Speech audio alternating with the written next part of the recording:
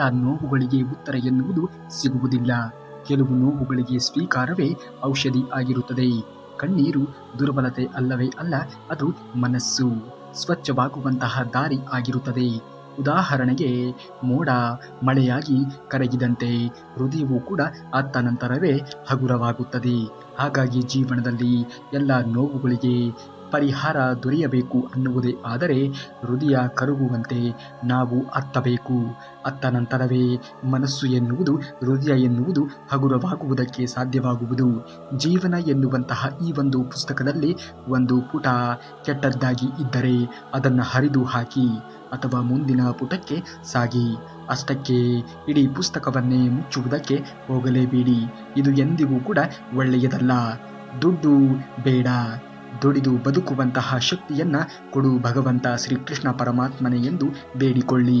ಅಷ್ಟ ಐಶ್ವರ್ಯ ಬೇಡವೇ ಬೇಡ, ಅನ್ನ ಜೀರ್ಣವಾಗುವಂತಹ ಆರೋಗ್ಯವನ್ನ ಕೊಡು ದೇವರೇ ಎಂದು ಬೇಡಿಕೊಳ್ಳಿ. ನನ್ನ ಭಕ್ತಿಗೆ ನಿನ್ನ ಶಕ್ತಿ ಜೊತೆಯಾಗಿ ಇರಲಿ ಎಂದು ಬೇಡಿಕೊಳ್ಳಿ. ಆಗ ನಿಮ್ಮ ಎಲ್ಲ ಕನಸುಗಳು ನನಸಾಗುವುದಕ್ಕೆ ಸಾಧ್ಯವಾಗುವುದು. ಜೀವನ ಎನ್ನುವುದು ಅತ್ಯಮೂಲ್ಯವಾದದ್ದು. ಈ ಜೀವನವನ್ನು ಸರಿಯಾದ ರೀತಿಯಲ್ಲಿ ಜೀವಿಸುವುದನ್ನು ಯಾವ ವ್ಯಕ್ತಿಯು ಕಲಿತುಕೊಳ್ಳುತ್ತಾನೆಯೋ ಅವನು ಮಾತ್ರ ಜೀವನದಲ್ಲಿ ಮುಂದೆ ಬರುವುದಕ್ಕೆ ಸಾಧ್ಯವಾಗುವುದು. ಹಾಗಾಗಿ ಈ ಜೀವನವನ್ನು ಸರಿಯಾದ ರೀತಿಯಲ್ಲಿ ನಿರ್ವಹಿಸುವುದನ್ನು ಮನುಷ್ಯನಾದವನು ಕಲಿತುಕೊಳ್ಳಲೇಬೇಕು.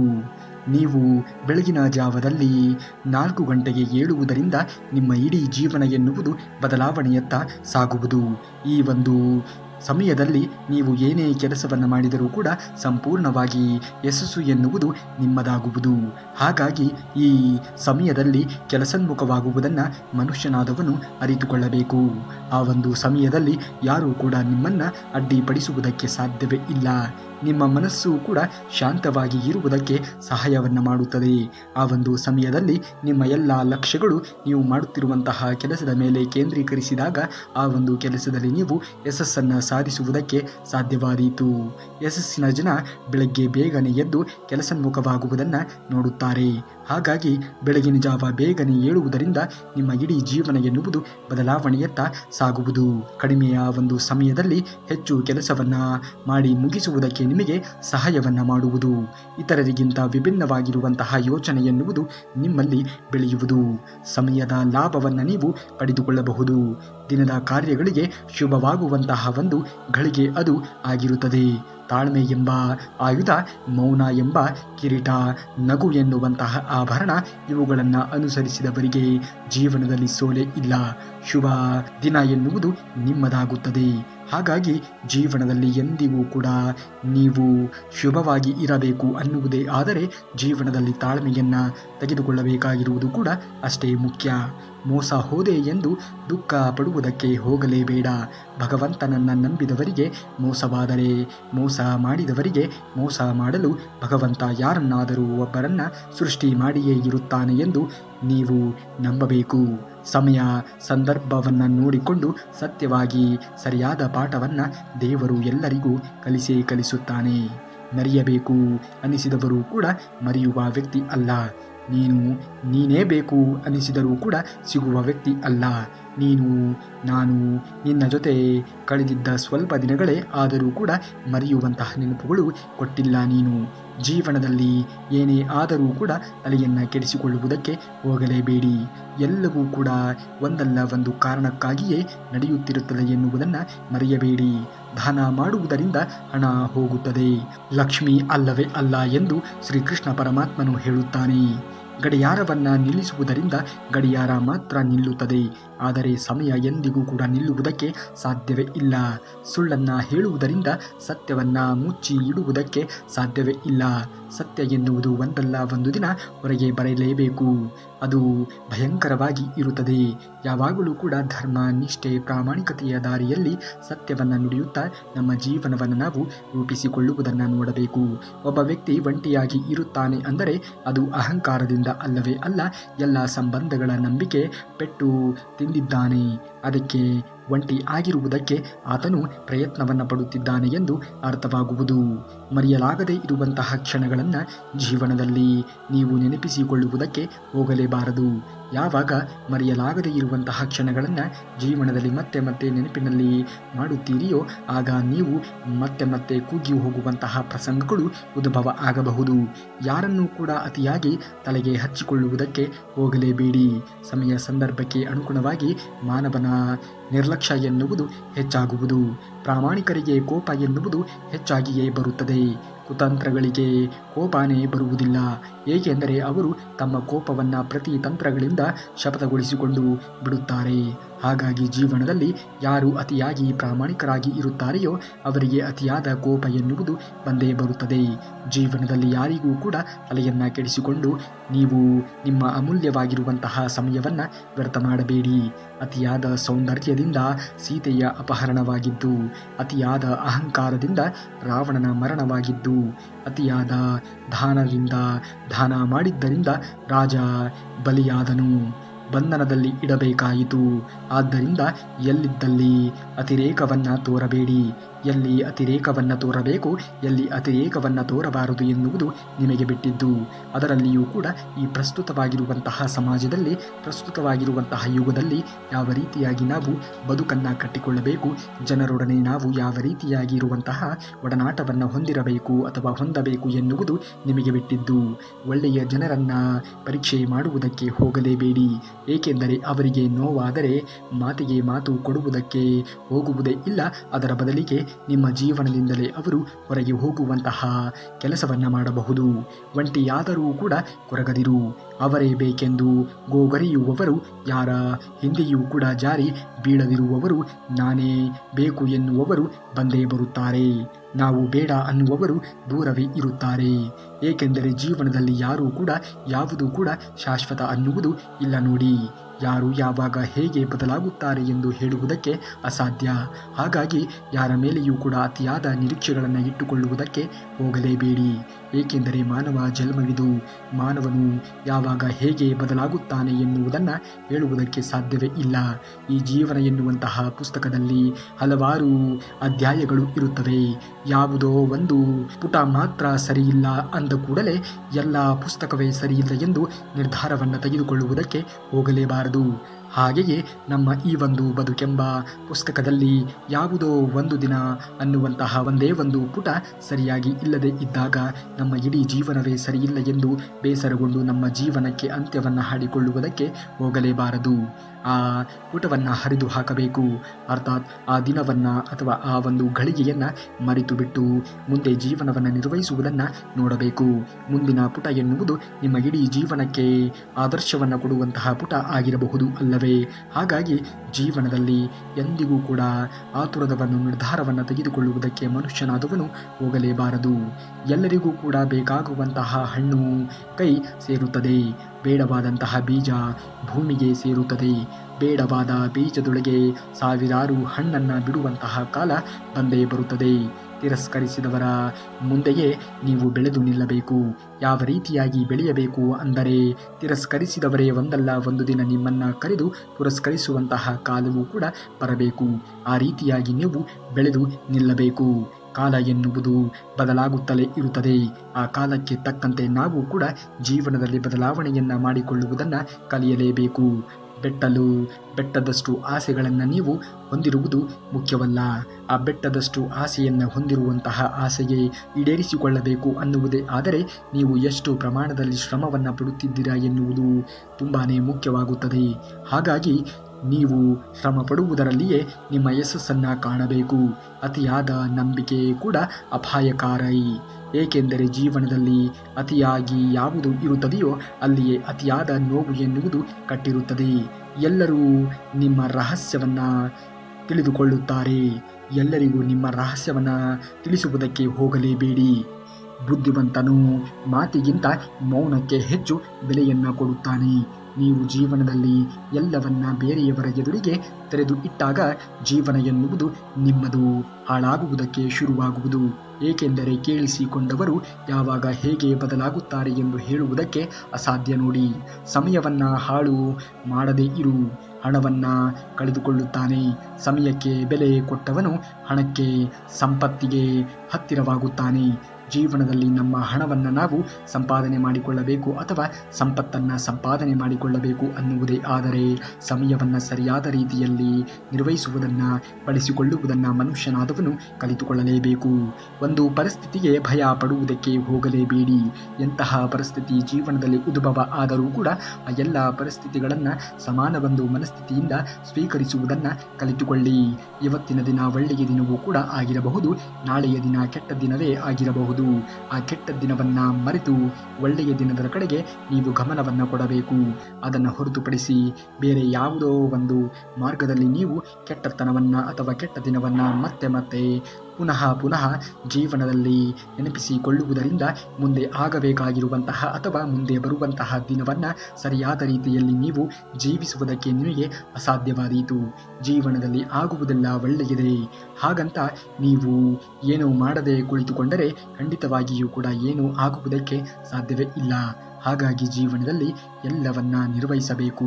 ಏನೇ ಇದ್ದರೂ ಕೂಡ ಎಲ್ಲವನ್ನ ಸಹಿಸಿಕೊಂಡು ಹೋಗುವುದನ್ನು ಕಲಿತುಕೊಳ್ಳಬೇಕು.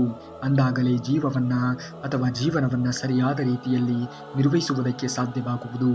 ಸಹಿಸಿಕೊಳ್ಳುತ್ತಾರೆ ಎಂದು ಪದೇ ಕಷ್ಟ ಕೊಟ್ಟರೆ ಒಳ್ಳೆಯತನವಿದೆ ಎಂದು ಮೇಲಿಂದ ಮೇಲೆ ತಾಳ್ಮೆಯ ಪರೀಕ್ಷೆಯನ್ನು ಮಾಡಿದರೆ ಕೆಲವೊಮ್ಮೆ ಒಳ್ಳೆಯತನವನ್ನು ಸಹ ಕೆಟ್ಟ ಹಾದಿಯನ್ನು ಹಿಡಿಯುತ್ತದೆ. ಜೀವನದಲ್ಲಿ ಯಾರನ್ನೂ ಕೂಡ ಅತಿಯಾಗಿ ಪರೀಕ್ಷೆ ಮಾಡುವುದಕ್ಕೆ ಹೋಗಲೇಬೇಡಿ. ಏಕೆಂದರೆ ಯಾರು ಯಾವಾಗ ಹೇಗೆ ಬದಲಾಗುತ್ತಾರೆ ಎಂದು ಹೇಳುವುದಕ್ಕೆ ಅಸಾಧ್ಯ ನೋಡಿ. ಯಾರನ್ನೂ ಕೂಡ ಕೀಳಾಗಿ ನೋಡುವುದಕ್ಕೆ ಹೋಗಲೇಬೇಡಿ. ಸಮಯ ಸಂದರ್ಭಕ್ಕೆ ಅನುಗುಣವಾಗಿ ಕಾಲವೇ ಬದಲಾಗುತ್ತಾ ಹೋಗುತ್ತದೆ. ಒಂದು ಬಾರಿ ಕನ್ನಡಿ ಒಡೆದರೆ ಮತ್ತೆ ಜೋಡಿಸುವುದು ಹೇಗೆ ಸಾಧ್ಯವೇ ಇಲ್ಲವೋ ಹಾಗೆಯೇ ಒಂದು ಬಾರಿ ಮಾತಿನಿಂದ ಮುರಿದಂತಹ ಮನಸ್ಸು ಒಂದುಗೂಡುವುದಕ್ಕೆ ತುಂಬಾ ಕಷ್ಟವಾಗುತ್ತದೆ. ಆದ್ದರಿಂದ ನೀವಾಡುವಂತಹ ಪ್ರತಿ ಮಾತಿನ ಮೇಲೆ ಹಿಡಿತ ಎನ್ನುವುದು ಇರಲಿ. ಅವರಿಗೂ ಒಂದು ಮನಸ್ಸು ಇದೆ ಎನ್ನುವಂತಹ ಅರಿವು ಎನ್ನುವುದು ನಿಮ್ಮಲ್ಲಿ ಇದ್ದಾಗ ಜೀವನ ಎನ್ನುವುದು ಪಾವನವಾಗುವುದು. ಯಾವುದೇ ಕಾರಣಕ್ಕೂ ಕೂಡ ಯಾವ ವ್ಯಕ್ತಿಗೂ ಕೂಡ ನೀವು ನಿಮ್ಮಿಂದ ನೋವಾಗುವಂತೆ ನೀವು ವರ್ತನೆಯನ್ನು ಮಾಡಲೇಬಾರದು. ಆದರೆ ಒಬ್ಬರಿಗೆ ಒಳ್ಳೆಯದನ್ನು ಬಯಸಿ ಒಳ್ಳೆಯದನ್ನು ಮಾಡಿ. ಅದನ್ನು ಹೊರತುಪಡಿಸಿ ಕೆಟ್ಟದ್ದನ್ನು ಯಾರಿಗೂ ಕೂಡ ಮಾಡುವುದಕ್ಕೆ ಹೋಗಲೇಬೇಡಿ. ಕೆಟ್ಟದ್ದರ ಪರಿಣಾಮ ಎನ್ನುವುದು ಜೀವನದಲ್ಲಿ ಘನಘೋರಕರವಾಗಿಯೇ ಇರುತ್ತದೆ. ಭಗವಂತನನ್ನು ನಾವು ನೆನಪು ಮಾಡಿಕೊಳ್ಳಬೇಕು ಅಂದರೆ ಅದು ಭಗವಂತ ನಮ್ಮನ್ನು ನೆನಪಿಸಿಕೊಂಡರೆ ಮಾತ್ರ ಸಾಧ್ಯ. ಭಗವಂತನ ಅನುಮತಿ ಇಲ್ಲ ಅಂದರೆ ನಾವು ಉಸಿರಾಡುವಂತಹ ಶ್ವಾಸ ಕೂಡ ನಮ್ಮಲ್ಲಿ ಇರುವುದಿಲ್ಲ. ಜೀವನದಲ್ಲಿ ಭಗವಂತನ ಪಾತ್ರ ಎನ್ನುವುದು ನಮ್ಮ ಜೀವನದಲ್ಲಿ ತುಂಬಾ ಇರುತ್ತದೆ.